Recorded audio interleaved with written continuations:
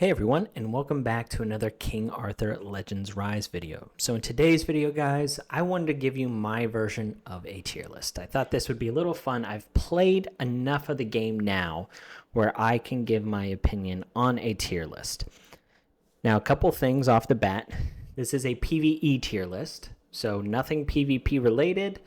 You also notice that there's no uncommons here. There are plenty of usable uncommons. I just didn't want the video to be too long, and there are specific videos on individual commons that are very good amongst the content creators, all right? So there is that. And then the last thing that I do want to mention before we talk about how I have this set up is tier lists are just an opinion. They are not something that you need to go off of as concrete evidence. They are not facts. This tier list is specifically my opinion on what I've seen in the game and how these characters stack up against the others. So if you pull a hero in here that I have categorized as garbage, that doesn't necessarily mean that they need to be garbage to you. All right? So without further ado, let's jump into this. So I've got a couple different categories here. The top one is Game Changer. These are irreplaceable heroes. Like nothing can, you can't swap anyone out for these heroes. They are truly the best of the best. The next is top tier. This is just a slight step down. The reason why some of these heroes might be in here is because they have some interchangeability between a couple of them. So that is where I kind of categorize top tier. Solid is heroes that you can use in multiple places. Some of them are probably a bit under the radar. I think some of these heroes get overshadowed because of how strong like the Game Changers or top tier might be. So it brings them down a peg where if those characters weren't in the game, these characters would be kind of best in class. Usable are heroes that I think might have some future potential, but as of current making of this video, which is towards the end of March 2025, these heroes kind of just, they can slot in if you want to use them for fun, but in all actuality, a lot of times there's going to be better heroes. There are some cases where they're niche, but I didn't want to put them in niche because they typically are usable in other areas and not just like one or two areas. So niche, we only have two people in there, but I think a lot of them, at least these two heroes, a lot of people know why they're niche, but we'll talk about them in a second. And then the garbage category, I have most of the heroes in the garbage category are just PvP related heroes or heroes that are completely outclassed for, for the spaces that they're supposed to be used in, and they just kind of missed the mark. Okay, so starting with the Game Changers. None of these heroes are ranked like Bedivere's the first in top tier, and then Cormac, Anya's the best character, and then Morgan. Like, they're all just equal on this playing field. They're not better than one another. All right. So Anya, I think everyone knows why Anya's so good. She just adds so many unique things to your roster. She gives you buffs. She gives you removal of debuffs or DOTs, depending on whichever relic you have of her. And not only is she amplifying your damage with really great buffs and removing things to keep you chugging along, she herself does crazy amounts of damage with this passive 1. If you have her Chivalry 4, anytime she counterattacks, which is something that her passive 2 allows her to do, she's counterattacking with her skill, with her passive 1 or skill 3. Well, it's just a passive 1, I guess, but it triggers off a skill 3. Anytime that she counterattacks, once she's Chivalry 4, she'll use this, which is just absolutely amazing. So I think a lot of people know that she does a lot of damage, but her as a support as well, just crazy in PvE. Crazy. Then you have Morgan. I think everyone knows how crazy Morgan is at this point as well, but if you're kind of a newer player that's watching this, Morgan's the very first legendary that you get. She's one of a kind in the fact that she brings 2 really amazing damage amplification debuffs on a passive. This is huge because then you get to mix and match her individual relics based on where you need to use her if you have them. But the nice thing is even her baseline Fire Relic is the one that she uses the most. The Frost Relic is used way more in PvP, and then the Storm Relic is used on high-end PvE, but the Flame Relic still gets the job done in those areas. It's just the Storm Relic is a little more efficient. You know, she removes buffs as well. She's one of the few characters in the game that actually removes buffs. But yeah, like I said, she's just one of those characters that you cannot replace because of the amount of damage amplification that she brings, not only on her passive, but then also like on her other skills that she has in her relic. So yeah, hands down a game changer and non-replaceable. So now Nika is one of the newest additions, and this is kind of what I was mentioning in last video that I made yesterday, is even though a lot of people get excited about new characters, as you can see here, Nika is truly the only one that I think is a game changer that they've put out since then. And the Anya banner is running right now. And I mentioned that it's going to be harder and harder to get specific legendaries the more they introduce through normal banners, which is why I was kind of making the case for people to pull on the Anya banner. But back to Nika. Nika was a hero that I actually didn't think was possible to dethrone Gillian, but she has. And we'll talk about Gillian a little bit more. But Nika has a couple things going for her as to why she is a game changer. One, she puts out a lot of really good AoE heals. She puts crazy amounts of buffs on her allies, but specifically Serpent favor allies. The reason why I think Nika is so good is because the strongest heroes in the game are kind of in the Serpent favor. So the fact that you have a really strong hero giving buffs to other strong heroes in the game is kind of what brings her up to that game changer aspect. And she has one of the best buffs in the game called Spirit Parade. Now, at her Chivalry 3, she grants this to everybody except herself for 2 turns. And it does go away whenever she dies, but what that is a natural vigor charge +1. So on a character's turn, you'll get 1 vigor. But if you have Nika in your team at Chivalry 3, they'll get 2 vigor, which is huge. You know, usually the more vigor that you have, or the more vigor that a skill costs, the better it is. So allowing you to use your higher vigor skills is amazing. Her Chivalry 8 allows that Spirit Parade to be on everyone except herself for the rest of the battle. This is just nuts. It's an absolutely crazy skill. This is probably the best Chivalry 8 in the entire game, and it makes a lot of content very, very easy. So if you guys are wondering where to use those Memory Mastery Stones after you've got your Morgan to like Chivalry 3, I would dump them all into Nika because she is that good. So yeah, those 3 heroes, by far S tier in this game, game changers. I don't think you can make a case for anybody else up there. Now, this is probably where my tier list is a little controversial, because I know a lot of people would probably like to put Irit up in the game changer section, which I understand that logic. The thing is, the reason why I have these heroes down here is because if you don't have Irit, I think Bedivere serves that role perfectly fine.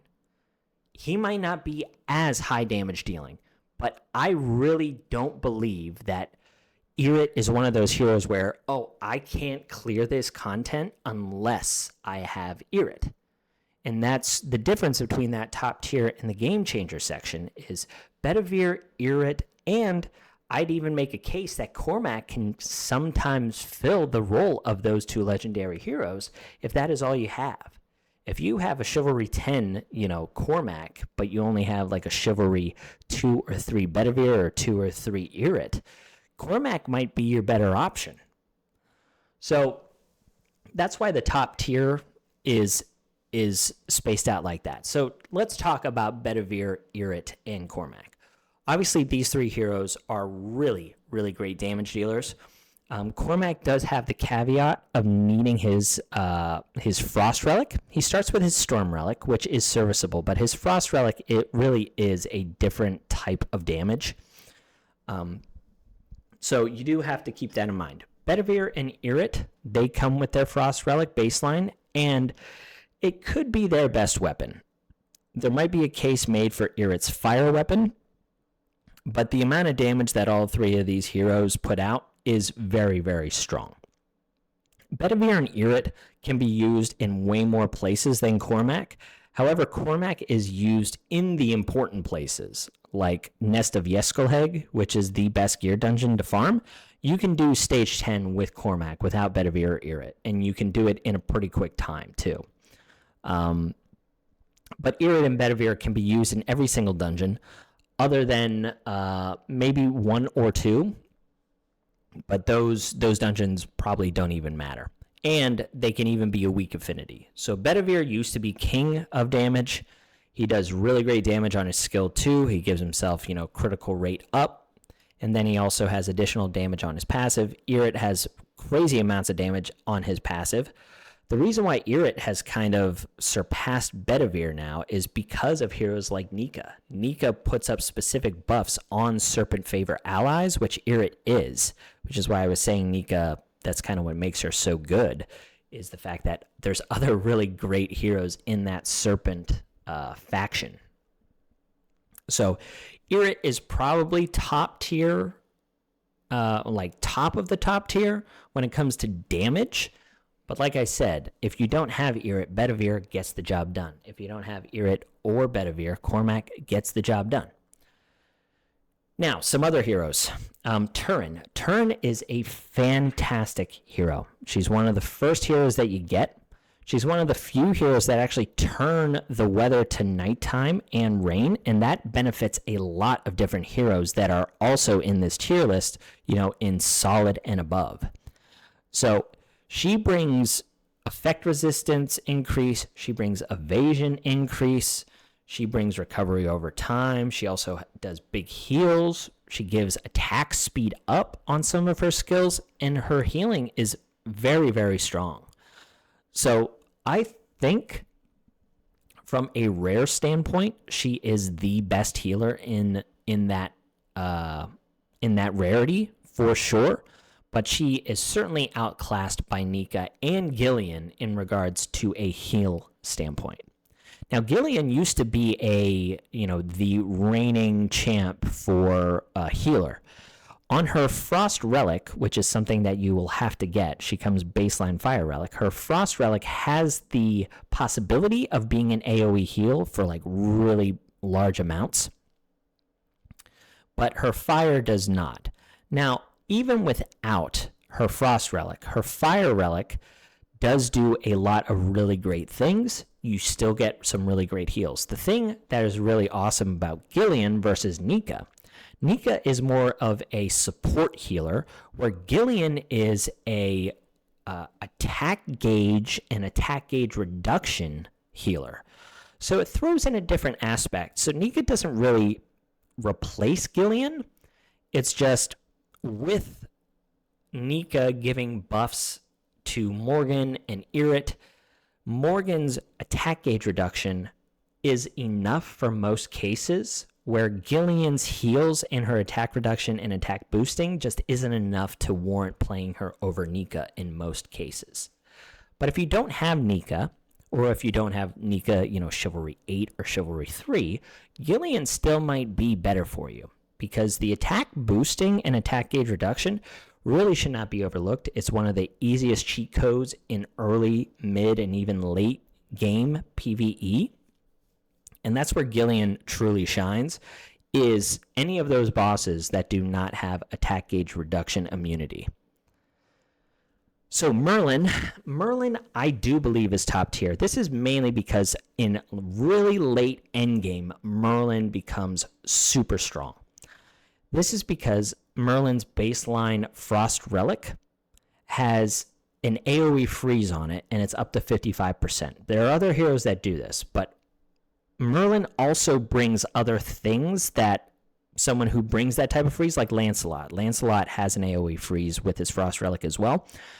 But Merlin also brings recovery over time. He brings defense increase. He has an amazing debuff on his skill 2, which is, boosting your attack gauge. It gives you damage over time immunity. And it also decreases the amount of damage that you take. So Merlin is really fantastic. He's honestly underutilized, but that's one of the problems with this game. I mentioned it in some videos back, where the characters that you have or are available to you, if you have them, they are just so good that it doesn't really make sense to use other heroes. So Merlin is amazing. The problem is there's just other heroes that are stronger than him, and it doesn't make sense to really bring him in unless it's in a specific case where you need to freeze or control enemies. But do not sleep on him. He is certainly top tier. And then the last hero in the top tier section is Sergius. Sergius in his Fire Relic, which is something that I've talked about in a separate video as well, titled The Dynamic Duo. It talks about him and Morgan being able to clear almost all areas of PVE content. He gives a huge attack boost to your team, which is 60%. Now, you do have to farm the Fire Relic, but it is farmable, which is nice. You don't have to pull it. Sergius himself is also farmable for Marina. But yeah, so this guy, like I said, him and Morgan are certainly a cheat code for early, late game PvE, and he's even great in Forbidden Dungeon Hard, all of those things. So Sergius is a character that you do not want to sleep on. He is top tier, and he should be your first priority for the things that you're farming out of your clan tokens and your arena tokens. All right, so moving on to the solid section. A lot of these heroes are so good. They're really good in specific cases, and in my opinion, sometimes I use them over some of the heroes in the top tier or game changer section, but that's just me. My gear isn't as great as a lot of these endgame players, so maybe it makes sense for me to mix and match, some of these heroes, but that's why. So Anguish, I made a specific video on Anguish not too long ago. So if you're interested in that, go check it out. But this guy is severely underrated. The fact that he is a control hero, I think a lot of people might underestimate how much damage he can do. But he's a damage over time hero. And he also has one of the unique abilities outside of him and Lancelot. No one else has it, where you have damage over time increase. So all of your damage over time effects, whether it's chill, burn, bleed, they will do additional damage from the debuff that Anguish puts up. He's amazing in Gorgos early on. He'll be a hard carry, but he can be your main damage dealer for a lot of different dungeons, which is what that video showcased. So don't sleep on Anguish. He's a great damage dealer along with his DOT. Arthur is one of your starting characters. He comes with his Fire Relic, but the more you play the story, he does get his Storm Relic. His Storm Relic is one of the hardest damage dealing weapons in the game on its skill 3 against Frost heroes.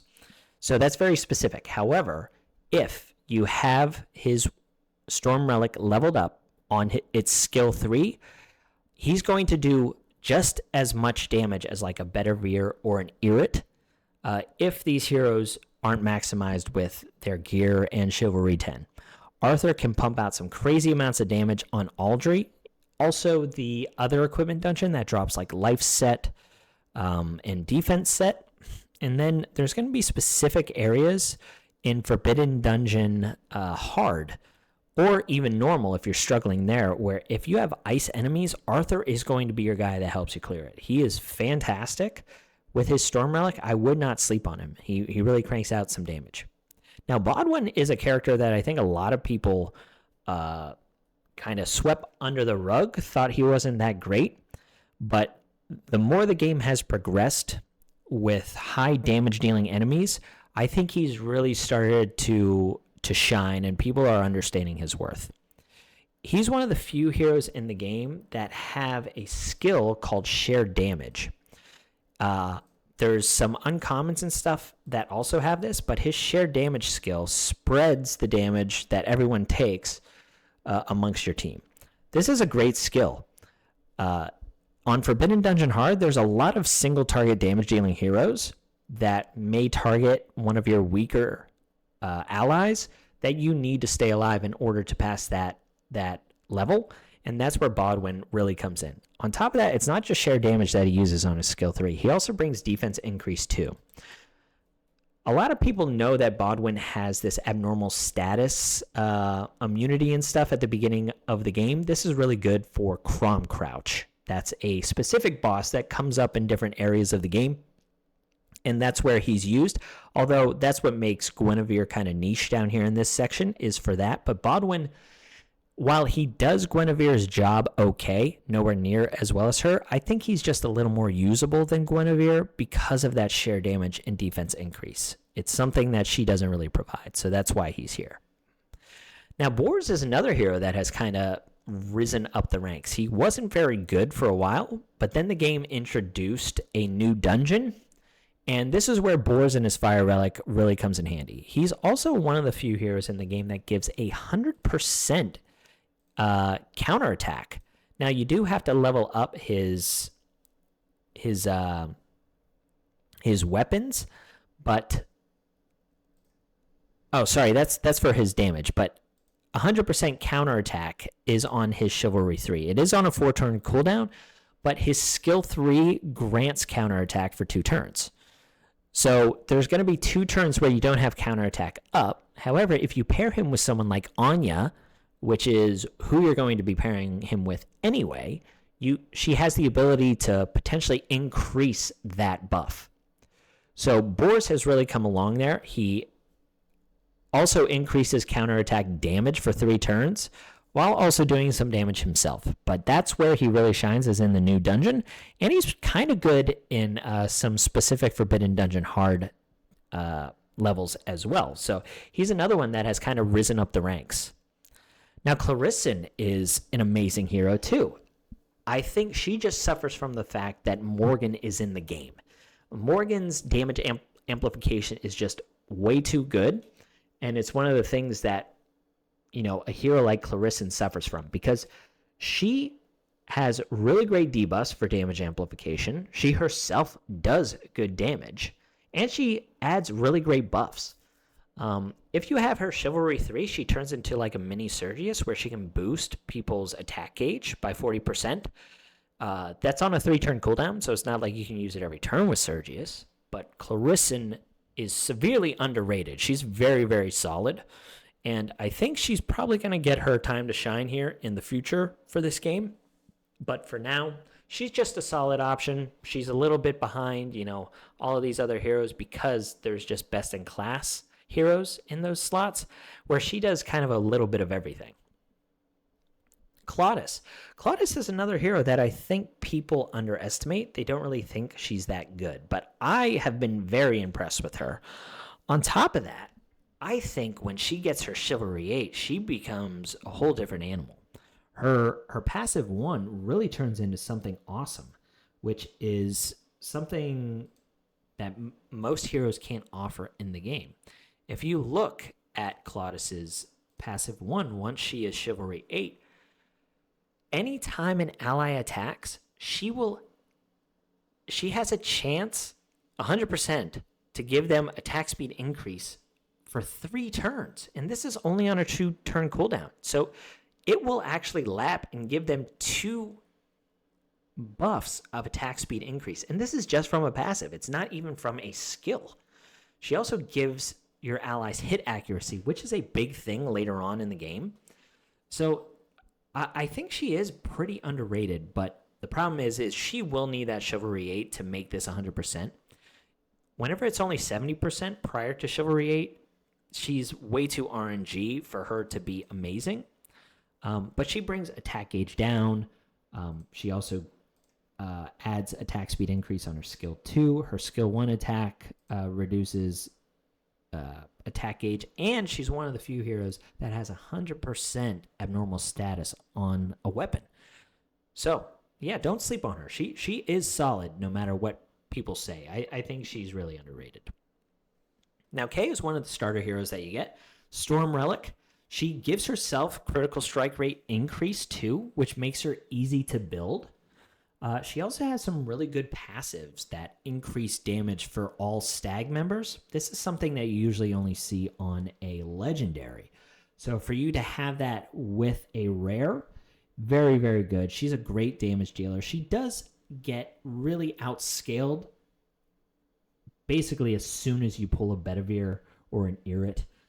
And then later on, I think Arthur is a much better Storm damage dealing hero than Kay.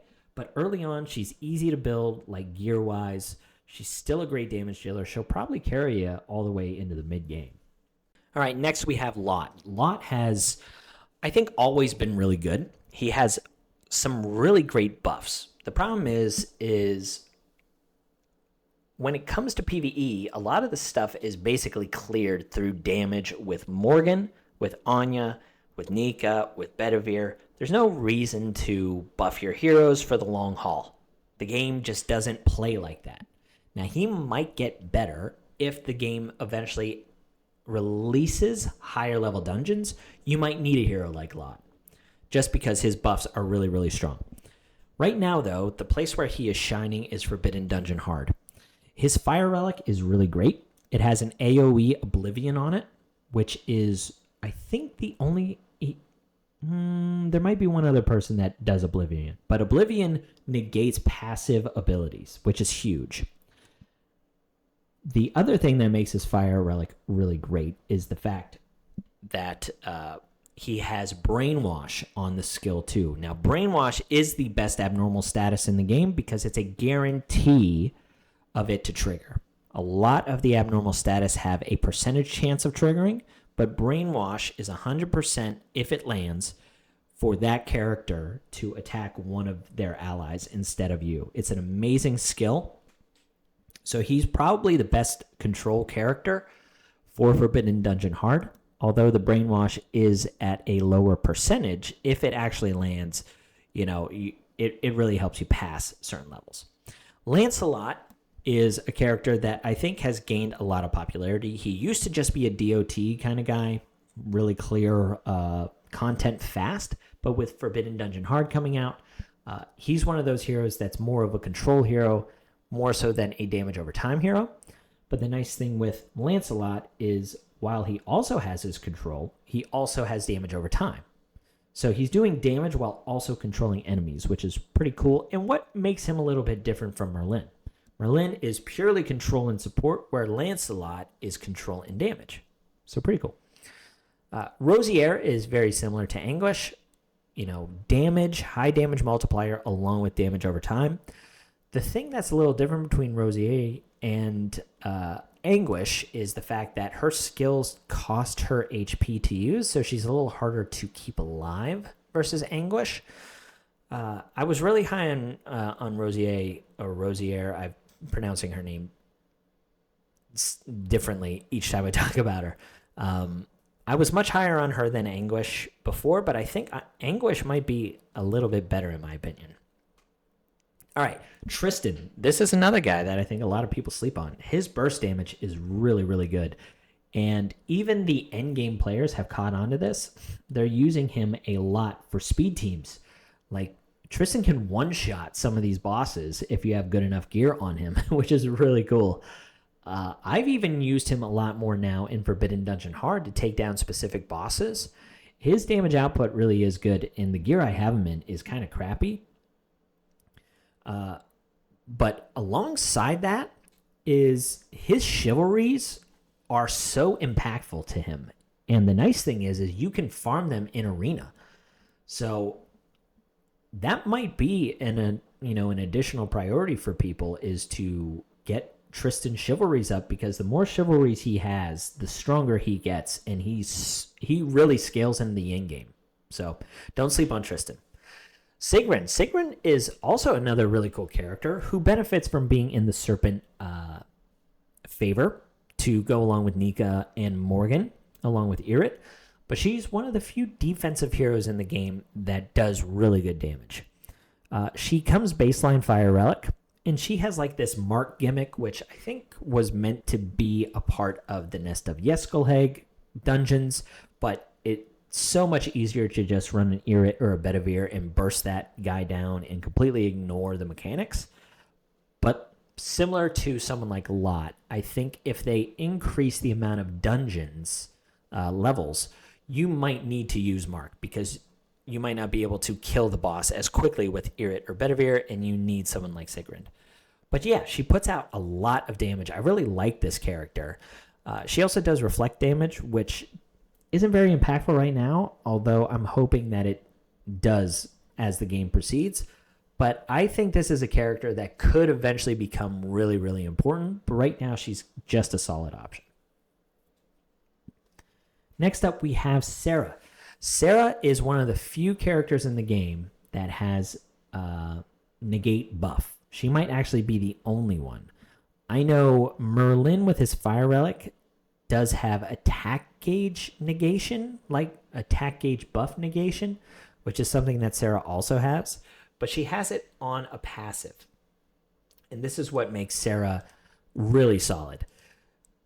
She's like, she is a healer. However, you don't really use her as a healer. You just use her for this skill. And it's on her passive. It's at a 1-turn cooldown. Oh, sorry, wrong one. This one. This is a 1-turn cooldown, and it's a buff disruption for 2 turns, and she has attack gauge disruption for 2 turns. This is really great in Shrine of Storms, and it's really great in Nest of Fieskelheg. Who knows if it's going to be, even better with future content that they release. I know some people are a little down on future content right now, but I still think they're going to release 1 or 2 things for sure. But yeah, that's what makes her unique, is just this skill. But it is so impactful that it puts her in the solid category. Now, all of these other heroes, I'm not going to go into too much depth with them, but they are usable. Arduin is a hero that if you pair her with Anya and Bors, she's pretty fun. She is also like Anya in the fact where if she's Chivalry 8, she counterattacks with her second skill, which is her highest damage dealing skill. She also has some abnormal status in like control. She also has some heals. She's a very odd character, but she is usable. I've shown a video of her clearing stage 10 of the Keepsake dungeon, so she can certainly be used in areas. But yeah, it's more so using her for fun and gimmicks than, the best in slot option. Ban, same thing. He can be used in some areas. However, I haven't found an area for him to really be used right now. Although, if you wanted to use him, he can certainly be serviceable. I've just spent my resources on these other heroes. But yeah, he's essentially a poor man's Tristan. And you get Tristan for free, so there's no real reason to use Ban. Charlotte was one of the newer heroes. She's got some weird, interesting things going on. She wastes all of her HP by using skills, and then whenever she dies, she comes back as a whole new hero and then does AoEs all the time. It's a pretty cool design. The problem is with her being an attack hero, it's really hard to keep her alive once she dies. And her revival is on a cooldown.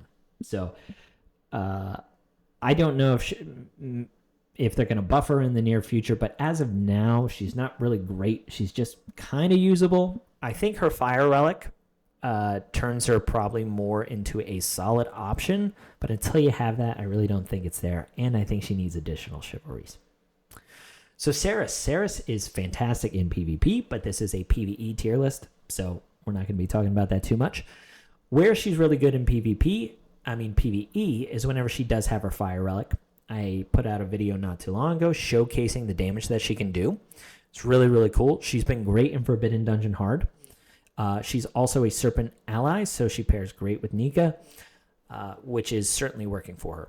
So from a PvE perspective, she's usable, but she's going to be very niche. Clementine, very similar thing.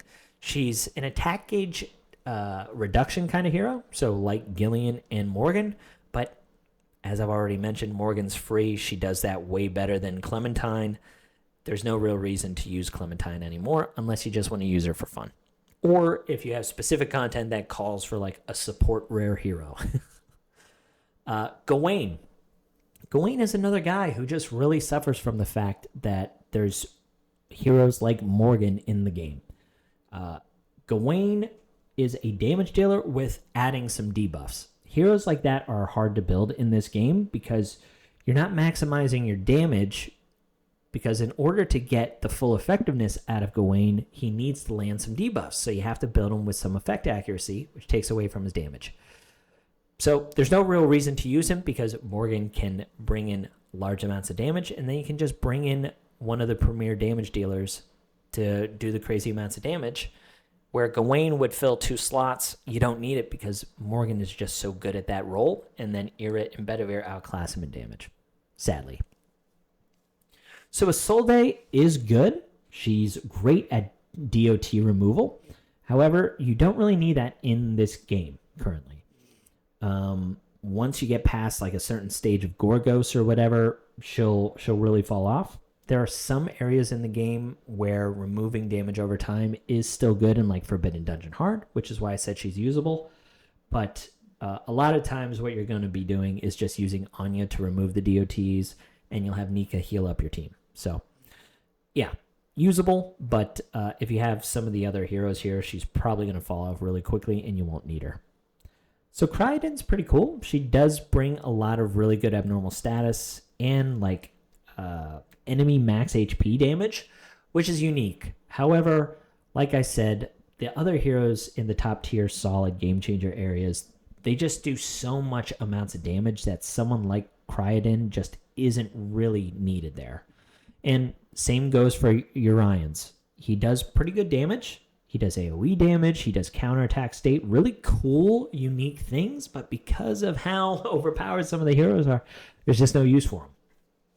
Other than, being usable at early to mid-game areas of the game. And that's it.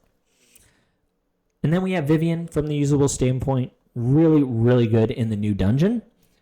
Because the Harpies, they put up a lot of DOTs and stuff like that, and she cleanses all of them, keeps your team extremely healthy. She also counterattacks with some DOT, which puts up some debuffs on the Harpies. I will be making a video about that dungeon eventually, but that's really her main use case. She is used in higher clan raids as well, but I don't think a whole lot of people care about that game mode too much, but she's usable there, but it's very, very limited. Now, the 2 niche heroes down here are Akalon and Guinevere. Guinevere, great for Crom Crouch stages.